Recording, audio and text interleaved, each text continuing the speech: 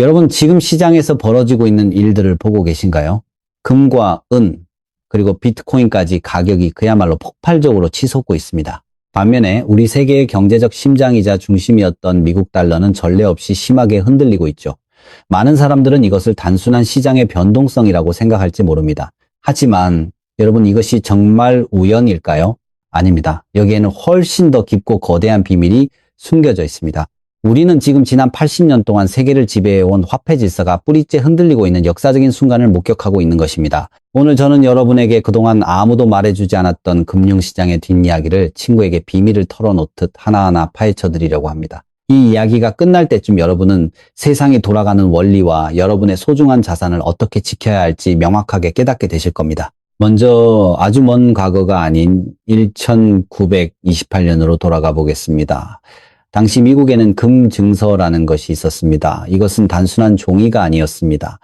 여러분이 이 증서를 가지고 은행에 가면 언제든지 실제 금으로 바꿀 수 있다는 약속이었죠. 은증서도 마찬가지였습니다. 파란색 도장이 찍힌 그 종이는 곧 실물 은과 같았습니다. 당시 은행의 가장 중요한 임무는 여러분의 진짜 돈, 즉 실물 자산을 안전하게 보관하는 것이었습니다. 지금 우리가 사용하는 지폐에 적힌 연방준비제도권이라는 문구는 그 어디에도 없었습니다. 이 시기를 우리는 하드머니, 즉 실물 화폐의 시대라고 부릅니다. 돈의 가치가 금이나 은이라는 명확한 실물에 고정되어 있었기 때문에 국가는 마음대로 돈을 찍어낼 수 없었습니다. 하지만 이 모든 질서가 뒤바뀌는 사건이 발생합니다. 바로 1971년입니다. 당시 미국은 과도한 지출로 인해 거의 파산 직전에 몰려 있었습니다. 이때 미국은 전 세계를 향해 충격적인 선언을 합니다. 더 이상 달러를 금으로 바꿔주지 않겠다는 선언이었습니다.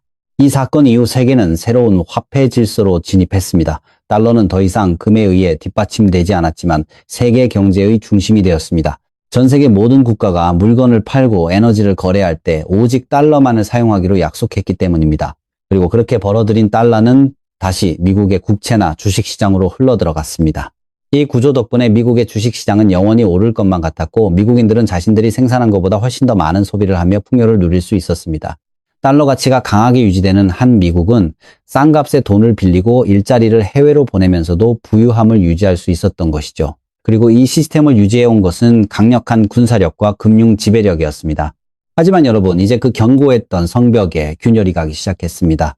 최근 세계 경제 포럼에서 오간 대화들을 살펴보면 권력이 어떻게 분산되고 있는지 알 수 있습니다.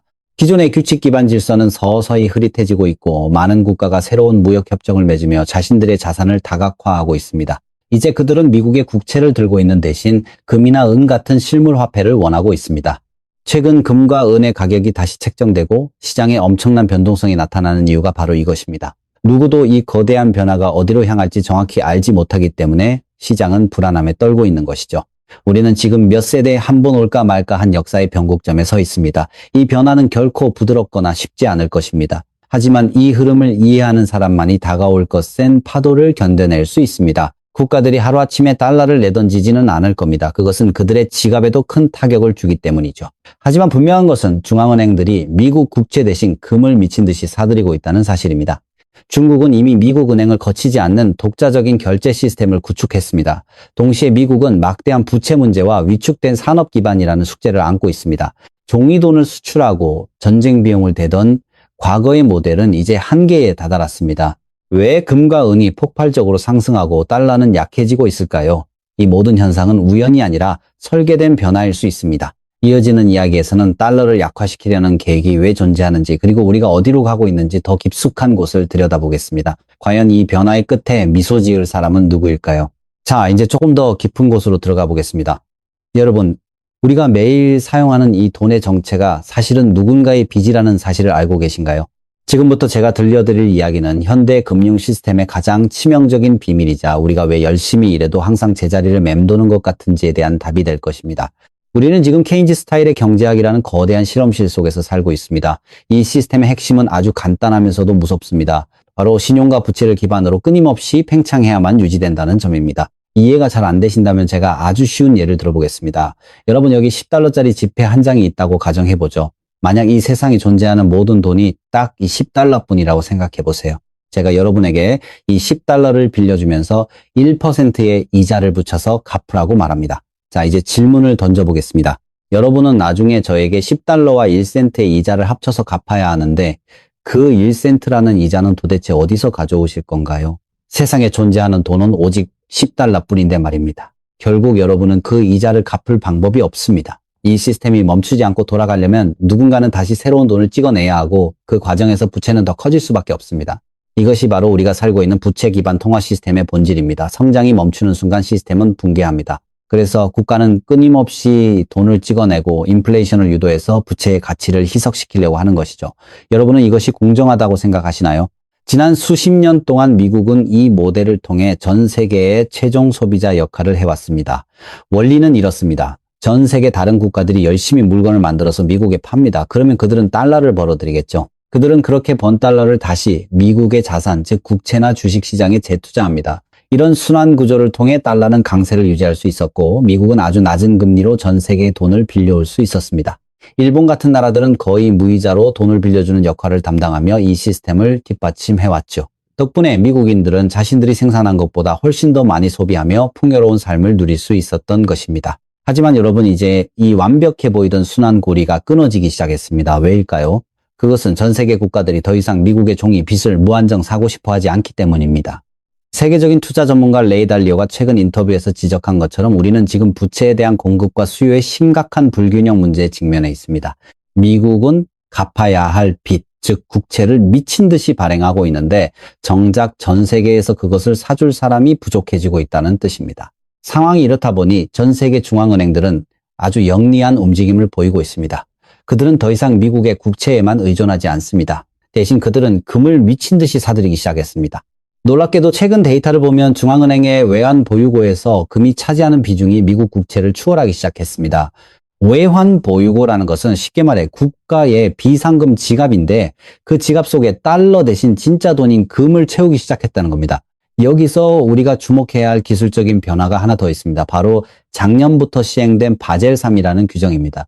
이 복잡한 이름의 규정은 은행들이 자산을 평가할 때 금의 가치를 어떻게 매길 것인지를 정한 것인데 이제 금은 은행 잔고에서 가장 질 높은 핵심 자산으로 인정받게 되었습니다. 과거에는 금을 가치가 변하는 위험한 자산으로 취급해서 깎아서 계산했지만 이제는 시장 가격 그대로 인정해준다는 뜻입니다. 이것은 금융 시스템의 거대한 혈관인 은행들이 달러 시스템 밖의 중립적인 자산으로 눈을 돌리고 있다는 강력한 신호입니다. 평범한 우리들에게 이 현상은 어떻게 보일까요? 자산 가격이 영원히 오르는 것처럼 보일 뿐입니다. 주식시장과 부동산 가격이 천정부지로 치솟는 것을 보며 내가 부자가 되고 있다고 착각하기 쉽습니다. 하지만 실상은 다릅니다. 2000년 이후 전 세계 주식시장의 흐름을 달러가 아닌 금으로 환산해서 측정해 본다면 주식시장의 실질적인 가치는 오히려 하락했다는 충격적인 결과가 나옵니다. 우리가 사용하는 달러라는 자가 계속해서 줄어들고 있기 때문에 물건의 크기가 커 보이는 착시 현상이 나타나는 것이죠. 결국 이 모든 것은 달러에 대한 구조적 수요가 과거만큼 성장하지 않을 것임을 암시합니다. 수요가 줄어들면 달러의 가치는 떨어질 수밖에 없고 그것은 우리에게 더 지독한 인플레이션으로 다가올 것입니다. 많은 전문가들이 경고하고 있듯이 앞으로 몇 년 동안 우리가 겪게 될 물가 상승은 과거와는 차원이 다른 수준이 될 수 있습니다.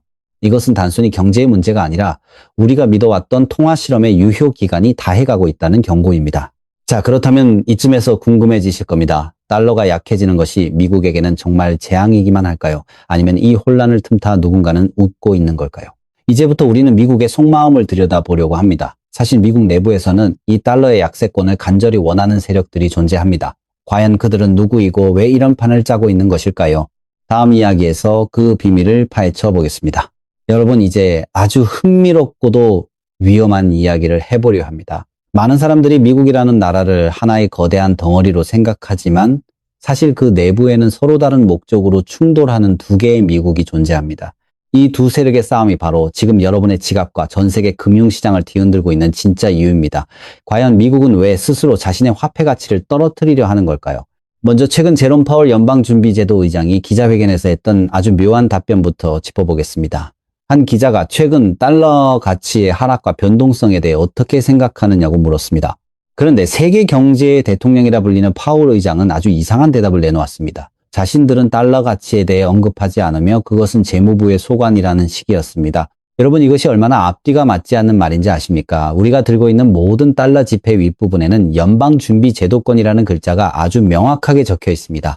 연방준비제도가 내리는 모든 결정이 달러의 가치를 결정하는데 정작 본인은 책임이 없다는 듯이 말하는 것이죠. 여기서 우리는 정치적 연극의 냄새를 맡아야 합니다. 최근 미국 대통령이 제롬 파월 의장을 향해 형사 고발까지 언급하며 압박을 가하는 이유가 무엇일까요? 그것은 바로 금리 때문입니다. 대통령은 금리를 낮춰서 경제를 부양하고 달러 가치를 떨어뜨리고 싶어 합니다. 하지만 파월 의장은 독립성을 강조하며 쉽게 움직이지 않죠. 그래서 대통령은 플랜 B를 가동하려 합니다. 바로 달러를 인위적으로 약화시키는 전략입니다. 실제로 대통령은 한 인터뷰에서 달러 가치가 너무 떨어진 것 아니냐는 질문에 오히려 비즈니스가 아주 잘 되고 있다며 아주 만족스럽다는 답변을 했습니다. 자, 그렇다면 달러가 약해지는 것이 도대체 누구에게 좋다는 것일까요? 이를 이해하기 위해서는 제가 말씀드린 두 개의 미국을 알아야 합니다. 첫 번째는 지난 40년 동안 우리가 살아온 금융화된 미국입니다. 이 미국은 강한 달러와 값싼 수입품, 그리고 끝없이 늘어나는 부채 위에 세워졌습니다. 달러가 강하면 해외에서 물건을 싸게 사올 수 있고 사람들의 소비력은 커집니다. 그러면 사람들은 더 많은 돈을 빌리게 되고 금융시장은 덩치를 키우게 되죠. 이 시스템에서 미국의 주력 수출품은 자동차나 반도체가 아니라 바로 달러와 국채, 그리고 금융자산 그 자체였습니다. 강한 달러는 미국인들을 실제보다 더 부유하게 느끼게 만들었습니다. 하지만 여기에는 아주 어두운 이면이 있습니다. 미국 기업들이 이윤을 극대화하기 위해 값비싼 미국 내 노동력 대신 해외의 싼 노동력을 찾아 공장을 옮기게 만든 것입니다. 나프타 같은 자유무역 협정들이 이를 가속화했죠. 결국 금융화된 미국은 월스트리트의 은행가들에게는 축복이었지만 실제 물건을 만드는 미국의 산업 기반은 텅 비게 만들었습니다. 소위 말하는 제조업의 공동화 현상입니다. 이제 두 번째, 미국을 만나보겠습니다. 바로 생산하는 미국입니다. 이들은 실제로 물건을 만들고 에너지를 생산하며 공장을 돌리는 사람들입니다. 만약 미국이 다시 생산하는 미국으로 돌아가서 산업을 재건하고 싶다면 강한 달러는 오히려 독이 됩니다. 달러가 강하면 미국에서 만든 물건이 해외 시장에서 너무 비싸져서 경쟁력을 잃기 때문입니다. 반대로 달러가 약해지면 미국 내 제조업은 활기를 띠게 되고 해외 기업들과의 가격 경쟁에서 유리해집니다. 더 중요한 비밀이 여기 숨어 있습니다. 바로 부채입니다. 미국은 지금 감당하기 힘들 정도로 엄청난 빚을 지고 있습니다. 이 빚을 해결하는 가장 고전적이면서도 사악한 방법은 무엇일까요? 바로 화폐의 가치를 떨어뜨리는 것입니다. 인플레이션을 유도해서 달러 가치를 낮추면 미국이 갚아야 할 부채의 실질적인 부담도 함께 줄어듭니다. 이것은 일종의 보이지 않는 채무 불이행과 같습니다. 즉 달러 약세는 미국의 산업을 부활시키고 부채 문제를 해결하기 위한 고도의 전략적 선택일 수 있다는 것입니다. 이런 관점에서 보면 최근 금융권과 정치권 사이의 갈등이 왜 그렇게 격렬한지 이해가 가실 겁니다. 대형 은행들은 높은 금리와 달러의 지배력을 유지하며 전 세계에 돈을 빌려주고 이자를 받는 구조에서 이익을 얻습니다. 반면 국가 권력은 부채를 털어내고 자국 산업을 살리기 위해 달러 가치를 희석시키려 하죠. 심지어 대통령이 특정 대형 은행을 상대로 소송을 거는 일까지 벌어지는 것은 이 갈등이 얼마나 깊은지를 보여주는 상징적인 사건입니다.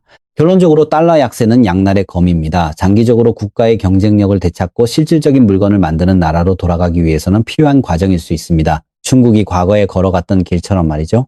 하지만 그 과정은 평범한 시민들에게는 매우 고통스러울 것입니다.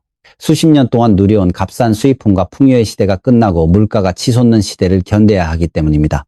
우리는 지금 금융자산에만 의존하던 시대에서 실물자산과 생산의 시대로 넘어가는 아주 고통스러운 전환기에 서 있습니다. 시장의 변동성이 커지는 이유는 바로 이 거대한 두 세력이 운전대를 잡기 위해 치열하게 싸우고 있기 때문입니다. 그렇다면 이 혼란스러운 싸움판에서 진정으로 승기를 잡으려는 거물들은 누구일까요? 다음 이야기에서는 세계를 움직이는 네 가지 핵심 권력 집단이 이 변화를 어떻게 이용하고 있는지 그 추악하고도 치밀한 뒷면을 공개하겠습니다. 자, 여러분 이제 무대 뒤에서 실질적으로 줄을 당기고 있는 진짜 주인공들을 만나볼 시간입니다. 달러가 약해지고 새로운 질서가 만들어지는 이 혼란이 누군가에게는 재앙이겠지만 이 네 가지 거대 세력에게는 거대한 기회입니다. 이들이 누구인지 그리고 왜 이 변화를 즐기고 있는지 알게 된다면 여러분은 전율을 느끼실 겁니다. 첫 번째 세력은 바로 국가의 경계를 넘나드는 금융산업 복합체입니다. 이들은 전 세계 금융혈관을 장악하고 있습니다. 여러분 혹시 30조 달러라는 숫자를 상상해 보신 적 있나요? 전 세계를 움직이는 대형 자산 운용사 3곳이 굴리는 돈이 바로 30조 달러가 넘습니다. 이들은 이 막대한 자본으로 기업의 투표권을 행사하고 누가 회사를 경영할지 결정하며 자본의 흐름을 통제합니다. 그런데 여기서 의문이 생깁니다. 달러를 찍어내는 시스템의 주인인 이들이 왜 달러 가치가 떨어지는 것을 지켜만 보고 있을까요? 답은 간단합니다. 이들은 자신의 부를 달러로 측정하지 않기 때문입니다. 이들이 진짜로 소유하고 있는 것은 주식과 부동산 그리고 에너지와 원자재 같은 실물 자산입니다. 달러 가치가 떨어져서 물가가 오르면 이들이 가진 실물 자산의 가격은 오히려 천정부지로 솟구칩니다. 결국 달러라는 종이돈을 들고 있는 서민들은 가난해지지만 진짜 물건을 가진 이 금융 권력은 더 강력해지는 것이죠. 두 번째 세력은 핵무기를 보유한 1티어 국가들의 지도자들, 즉 주권 세력입니다. 이들이 원하는 것은 자신의 영토 안에서 공급망과 에너지, 그리고 사람들을 완벽하게 통제하는 것입니다. 앞에서 말씀드린 것처럼 달러가 약해지면 이 국가들은 무역의 균형을 자신들에게 유리하게 바꿀 수 있습니다. 해외에서 물건을 수입해다 쓰던 모델에서 벗어나 자기 나라 안에서 직접 물건을 만들고 일자리를 창출하며 제조업을 부활시키려 합니다. 강한 달러의 지배력에서 벗어나 독자적인 경제 권력을 구축하려는 것이 이들의 속내입니다. 세 번째 세력은 가장 소름 돋는 존재일 수 있습니다. 바로 기술산업 복합체입니다. 기존의 달러 질서가 무너지는 틈을 타서 이들은 새로운 통제 시스템을 준비하고 있습니다. 여러분, 시장이 불안해지고 세상이 혼란스러워질 때 사람들은 무엇을 찾게 될까요? 바로 안전과 질서입니다. 이때 이 세력은 우리에게 해결책이라며 디지털 신분증이나 중앙은행 디지털 화폐, 즉 CBDC 같은 기술을 제시합니다. 불안을 해소해준다는 명목으로 도입되는 이 기술들은 사실 우리의 모든 금융거래와 활동을 실시간으로 추적하고 통제할 수 있는 완벽한 감시체계를 완성합니다. 세상이 미쳐 돌아갈 때 기술이 우리를 구원해 줄 것처럼 보이지만 그 대가로 우리는 보이지 않는 디지털 감옥에 갇히게 될 수도 있다는 사실을 기억해야 합니다. 이들은 달러가 망가지고 혼란이 극에 달할 때를 기다려 자신들의 시스템을 전 세계에 이식하려 합니다. 마지막 네 번째 세력은 이 모든 변화를 물리적인 힘으로 강제하는 군사산업 복합체입니다. 권력의 대이동이 일어날 때는 항상 불안정이 찾아옵니다. 그리고 그 불안정은 군비 확장과 에너지 자원 쟁탈전으로 이어지죠. 이들은 종교나 민족 같은 자극적인 이슈를 앞세워 갈등을 부추기고 그 과정에서 자신들의 전략적 이익을 챙깁니다. 최근 전 세계 곳곳에서 벌어지는 분쟁들이 우연이 아닌 이유가 여기에 있습니다. 권력이 재편되는 과정에서 땅과 자원을 선점하려는 보이지 않는 전쟁이 지금 이 순간에도 벌어지고 있는 것입니다.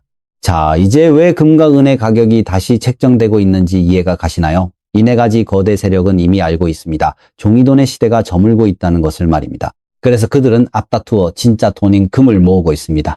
중앙은행들이 국채를 팔고 금을 사는 이유는 단순히 안전을 위해서가 아니라 새로운 시스템이 들어서기 전까지 자신의 권력을 보존할 유일한 수단이 금이라는 것을 알고 있기 때문입니다. 결국 지금의 달러 약세와 금 가격의 폭등은 단순한 경제 지표의 변화가 아닙니다. 그것은 인류 역사의 한 페이지가 넘어가고 있다는 강력한 신호입니다. 권력자들은 이미 준비를 마쳤고 자신들의 몫을 챙기기 위해 판을 짜고 있습니다. 그렇다면 이 거대한 소용돌이 속에서 평범한 우리들은 어떤 길을 선택해야 할까요? 인플레이션이라는 불길이 우리를 덮칠 것인가, 아니면 또 다른 함정이 기다리고 있을 것인가? 마지막 이야기에서는 우리가 마주할 미래의 두 갈래 길과 그 속에서 살아남을 수 있는 마지막 열쇠를 공개하겠습니다. 자, 이제 마지막 장입니다. 우리가 지금까지 살펴본 이 거대한 변화의 흐름 끝에는 과연 무엇이 기다리고 있을까요? 솔직히 말씀드리면 저는 미래를 보는 예언가는 아닙니다. 하지만 금융시장의 역사를 돌이켜볼 때 우리는 지금 커다란 두 갈래 길 앞에 서 있다는 것을 알 수 있습니다. 그 길은 바로 인플레이션과 디플레이션이란 두 가지 시나리오입니다. 첫 번째 길은 인플레이션의 길입니다. 만약 새로운 연방준비제도 의장이 시장의 기대대로 금리를 낮추기 시작한다면 어떤 일이 벌어질까요? 돈을 빌리기가 쉬워지고 국가는 막대한 부채를 새로운 빚으로 돌려막으며 시간을 벌 것입니다. 하지만 그 대가로 전 세계는 달러를 점점 더 멀리하게 될 것이고 달러의 가치는 더욱 떨어지게 됩니다. 이 세상에서 벌어지는 일들이 우리에게는 어떻게 보일까요? 주식과 부동산 그리고 금과 같은 자산의 가격은 계속해서 오를 것입니다. 겉으로 보기에는 여러분의 포트폴리오가 엄청나게 불어나는 것처럼 보일 수도 있습니다. 하지만 여기서 함정을 발견해야 합니다. 제가 말씀드린 측정 도구, 즉 달러라는 자 자체가 줄어들고 있다는 사실입니다. 물건의 가치가 오른 것이 아니라 돈의 가치가 떨어진 것이죠. 결국 자산이 없는 사람들은 아무리 열심히 일해도 치솟는 물가를 따라잡지 못해 점점 더 가난해지는 고통스러운 인플레이션의 시대를 살게 될 것입니다. 두 번째 길은 조금 더 비관적일 수 있는 디플레이션과 신뢰의 붕괴입니다. 만약 전 세계 투자자들이 더 이상 미국이란 나라를 믿지 못하게 된다면 어떻게 될까요?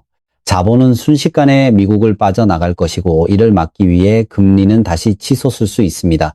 그렇게 되면 자산 가격은 폭락하고 경제는 극심한 침체에 빠지게 됩니다. 단기적으로는 매우 고통스러운 과정이겠지만 이것은 부풀려진 거품이 터지는 과정이기도 합니다. 어떤 길이 선택되든 그 과정은 결코 평탄하지 않을 것입니다. 여기서 우리가 주목해야 할 단어가 하나 있습니다. 바로 K자형 양극화입니다. 이것은 우리가 이미 살고 있는 세상의 모습이기도 합니다. 자산을 가진 사람들은 변화의 파도를 타고 더 높이 올라가지만 오직 노동소득에만 의존하는 사람들은 아래로 추락하는 세상이죠. 이 간극은 앞으로 더욱 벌어질 것입니다. 기술의 발전과 인공지능이 우리에게 유토피아를 가져다 줄 것이라는 희망 섞인 이야기들도 들려옵니다. 로봇이 모든 일을 대신하고 인간은 풍요를 누리는 시대 말이죠. 하지만 그 완벽한 미래에 도달하기까지의 과정은 준비되지 않은 사람들에게는 너무나 가혹한 시간이 될 수 있습니다. 제가 여러분에게 마지막으로 드리고 싶은 말씀은 지금 우리가 뉴스에서 보고 있는 많은 일들이 사실은 정교하게 짜인 정치적 연극일 수 있다는 점입니다. 거대한 변화의 흐름은 이미 무대 뒤에서 결정되었고 우리는 단지 그 쇼를 관람하고 있는 관객일지도 모릅니다. 하지만 관객이라고 해서 손 놓고 있을 수는 없습니다. 쇼가 진행되는 동안 무대 위에서 무슨 일이 벌어지고 있는지 그리고 그 결과가 내 삶에 어떤 영향을 줄지 끊임없이 고민하고 대비해야 합니다. 결론은 명확합니다. 종이돈의 시대가 흔들릴 때 우리를 지켜주는 것은 결국 실질적인 가치를 지닌 진짜 자산들입니다. 남들이 숫자에 일희일비할 때 여러분은 그 이면의 메커니즘을 꿰뚫어 보시길 바랍니다. 시대의 전환기에는 항상 혼란이 따르지만 그 혼란 속에 거대한 기회가 숨어 있다는 사실을 잊지 마세요. 지금까지 긴 이야기를 함께 해주셔서 감사합니다. 시장의 변동성에 흔들리지 마시고 여러분만의 중심을 잡으시길 바랍니다. 세상이 어떻게 변하든 준비된 사람에게는 두려울 것이 없습니다. 오늘 제가 들려드린 비밀스러운 이야기들이 여러분의 소중한 자산과 미래를 지키는 든든한 방패가 되기를 진심으로 바랍니다. 이것으로 오늘의 분석을 마치겠습니다. 이 복잡한 금융의 세계에서 여러분의 성공을 진심으로 응원합니다. 다음에 더 놀랍고 유익한 이야기로 다시 찾아오겠습니다. 안녕히 계십시오.